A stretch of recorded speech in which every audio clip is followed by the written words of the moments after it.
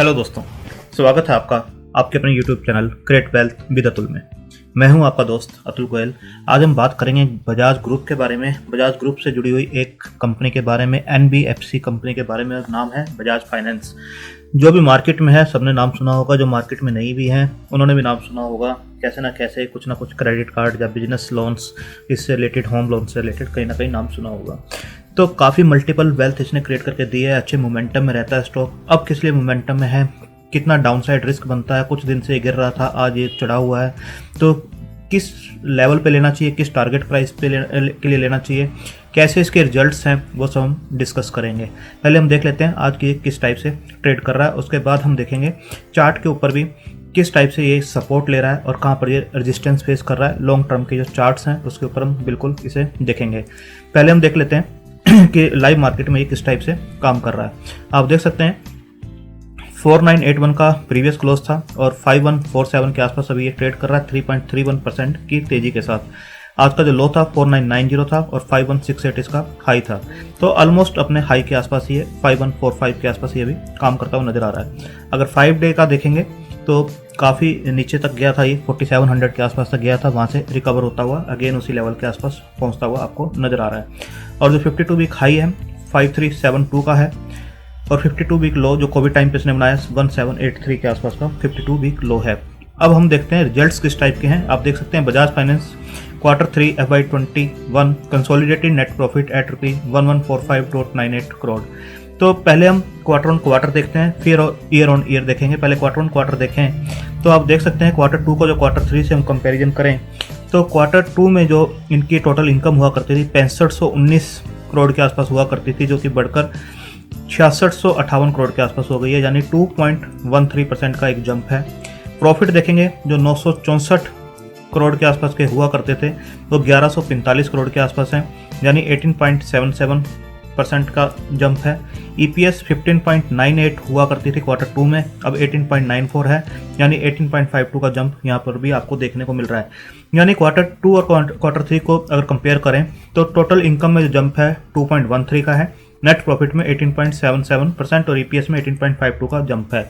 अगर year on year comparison करें हम सेम क्वार्टर को लास्ट ईयर के क्वार्टर से कंपेयर करें तो आप देखेंगे FY 1920 में जो Q3 के रिजल्ट होते थे टोटल इनकम 7023 करोड़ के आसपास हुआ करती थी।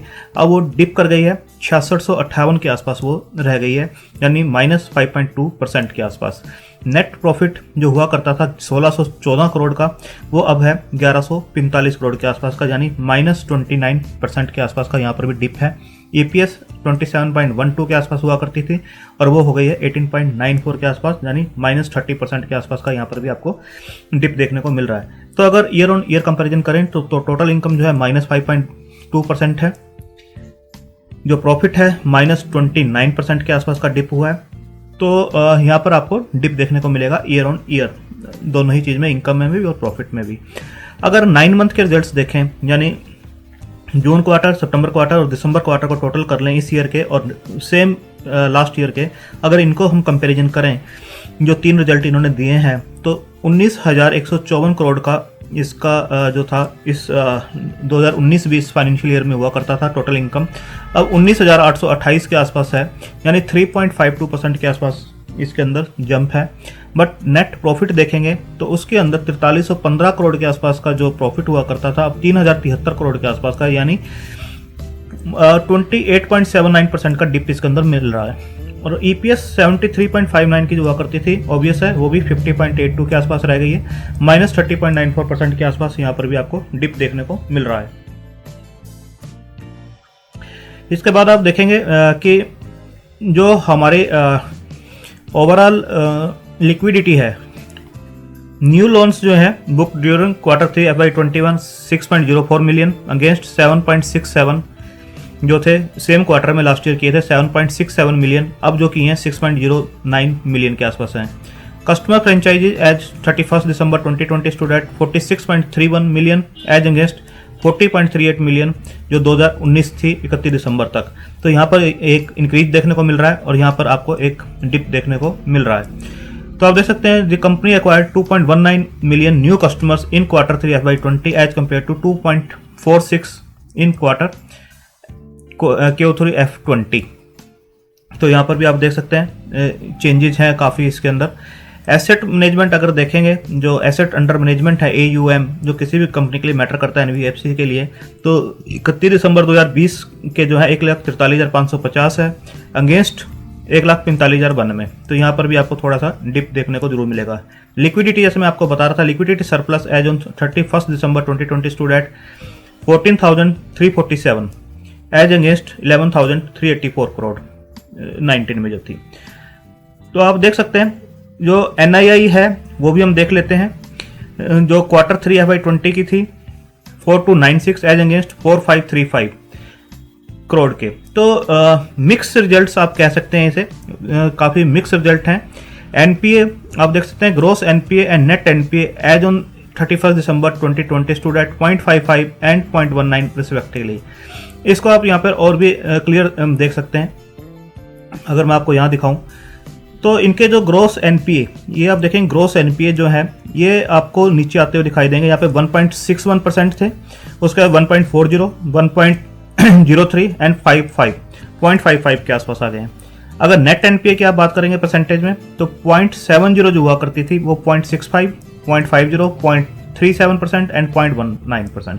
ग्रोस NPA और नेट NPA दोनों ही इनके डाउन आए हैं, यानी कि एसेट क्वालिटी जो है कहीं ना कहीं इनकी इंप्रूव होती हुई नज़र आ रही है। और आने वाले टाइम में जो है ये एसेट क्वालिटी जो होती है काफ़ी मैटर करती है कंपनी के लिए, और ग्रोस NPA नेट NPA काफ़ी मैटर करते हैं। आने वाले टाइम में ये स्टॉक आपको अच्छे रिजल्ट्स देता हुआ और भी नज़र आएगा। आप यहाँ पर देखेंगे जो नेट प्रॉफिट है 965 से 1146 के आसपास हुआ है। अगर पिछले दिसंबर से कंपेयर करें तो जरूर डिप है 1614 से 1146 के आसपास। अब इसके अंदर प्रमोटर की होल्डिंग और FII की होल्डिंग देखें तो एक इंटरेस्टिंग चीज़ है, दिसंबर क्वार्टर के अंदर जो FII की होल्डिंग है वो आपको इंक्रीज होते हुए नजर आएगी। 21.31% से 23.89 के आसपास हुई है, और पिछले कई क्वार्टर से जो देखेंगे तो हाईएस्ट के ऊपर ये होल्डिंग है 23.89 के आसपास की। अब हम चार्ट के ऊपर डिस्कस करते हैं कि चार्ट किस टाइप से इसका नज़र आ रहा है। आप देखेंगे दो ट्रेंड लाइन मैंने इसके ऊपर लगा रखी हैं। तो जो ट्रेंड लाइन्स हैं आप देखेंगे, ये जो स्टॉक था जब कोविड के टाइम पर यहाँ से गिरा था तो देख सकते हैं, उसके बाद एक चैनल में ये चल रहा था, यहाँ पर रेजिस्टेंस फेस किया, अगेन थोड़ा सा नीचे रेजिस्टेंस इस लाइन के आसपास ये अच्छा रेजिस्टेंस फेस कर रहा था। उसके बाद जो डिप हुआ था तो इस लाइन के ऊपर ये सपोर्ट ले रहा था। आप देख सकते हैं 1 2 3 टाइम सपोर्ट लिया है, और यहाँ पर भी रेजिस्टेंस फेस किया, और जैसे इस लाइन को इसने ब्रेक किया तो ये इस लाइन के ऊपर ही अब सपोर्ट लेना स्टार्ट किया है। अभी जो रिसेंट डिप आया था इसके अंदर आप देख सकते हैं यहाँ पर, तो ये डिप जो था 4686 का था, वो ऑलमोस्ट इस लाइन के ऊपर ही इसने सपोर्ट लिया था, जो इसकी पहले एक रेजिस्टेंस बनी हुई थी। तो आप इस लाइन को एक रेजिस्टेंस जो सपोर्ट है उसको बिल्कुल मान के चल सकते हो कि 4680 के आसपास का इसका एक जो है सपोर्ट जोन बना हुआ है, काफ़ी स्ट्रॉन्ग सपोर्ट जोन इसका इस टाइम पर बना हुआ है। अब आप देखेंगे इस लाइन को जब इसने ब्रेक किया तो एक अच्छे मोमेंटम में ये ऊपर भी गया स्टॉक, और यहाँ पर जो है रिजल्ट से पहले एक जो नर्वसनेस थी उसकी वजह से ये नीचे आया, यहाँ पर सपोर्ट लिया। अगेन ये जो स्टॉक है 5142 के आसपास अभी काम कर रहा है। अब इसका ऊपर का जो रेजिस्टेंस है वो एक बार हम देखते हैं किस टाइप से ऊपर का रेजिस्टेंस नजर आता है। पहले हम इस लाइन को हटा देते हैं। अब देखेंगे कि इस लाइन के ऊपर अगर हम एक लाइन ड्रॉ करें अपनी, तो ये स्टॉक जो है इस टाइम यहाँ पर एक रेजिस्टेंस फेस कर रहा है। आप देख सकते हैं यहाँ पर इसने रेजिस्टेंस फेस किया, इसके बाद इस लाइन के आसपास ये दोबारा आया, बट यहाँ से स्टॉक फिर नीचे चला गया, और अगेन ये ऊपर आता हुआ इस लाइन के ऊपर टच किया, और अगेन ये यहीं से रिजेक्ट हुआ और इस लाइन के ऊपर सपोर्ट लिया। अब ये जो लाइन है इसकी, ये एक रेजिस्टेंस लाइन है और ये एक सपोर्ट लाइन है। अगर ये रेजिस्टेंस लाइन को ब्रेक करता है 5500 के आसपास की जो बनती है, और 5440 के आसपास और 5500 के आसपास जो बनती है, तो इस लाइन को अगर ये ब्रेक करता है तो बिल्कुल ये स्टॉक जो है आपको अच्छे मोमेंटम में दिखाई देगा। 5420 ये बेसिकली 5420 के आसपास की लाइन है, क्योंकि अगर ये यहाँ कहीं पे ब्रेक करता है तो 5420 का एक जो ब्रेक आएगा, तो अगर इस लाइन को ये ब्रेक करता है तो बिल्कुल ये इस चैनल से निकलता हुआ नजर आएगा और अच्छे मोमेंटम में ये स्टॉक जा सकता है, और आप इसे 64-6600 के लिए भी आप अकोमुलेट कर सकते हैं, जो कि आपको नियर टर्म में दे सकता है, नेक्स्ट क्वार्टर से पहले भी दे सकता है। एक रिजल्ट्स का हैंगओवर था वो बिल्कुल इससे हटता हुआ नजर आ रहा है, और स्टॉक ने जो नीचे सपोर्ट लेना था एक अच्छा सपोर्ट जो लिया है। आप देख सकते हैं इस रेजिस्टेंस लाइन जो पहले रेजिस्टेंस था सपोर्ट लाइन के ऊपर, ये बहुत अच्छा सपोर्ट लिया और यहीं से ये रिवर्स होता हुआ नजर आ रहा है। और यहाँ पर ये हो सकता है कुछ टाइम के लिए कंसोलिडेट करे, और कंसोलिडेट करने के बाद जब इस लाइन को ये ब्रेक करता है तो बिल्कुल आप अच्छे इसके अंदर मोमेंटम की उम्मीद कर सकते हो। तो आप अपने फाइनेंशियल एडवाइजर से डिस्कस करके अपनी रिस्क टेकिंग कैपेसिटी और होल्डिंग कैपेसिटी के हिसाब से ही इसके अंदर पैसा लगाएं, क्योंकि मोमेंटम में रहता है स्टॉक, रिटर्न्स अच्छे देता है, पर कंसोलिडेट भी ये कर सकता है। इमीडिएट टर्म में जो जिसने यहाँ लिया होगा वो इस लेवल के आसपास का वेट कर सकता है, क्योंकि स्टॉक इस लेवल के आसपास बिल्कुल जाएगा। यहाँ पर वो क्रॉस करता है या अगेन रिजेक्ट होता है नीचे की तरफ, वो एक देखने वाली बात होगी कि एक रेजिस्टेंस जरूर ये यहाँ पर फेस करेगा। थैंक यू, धन्यवाद।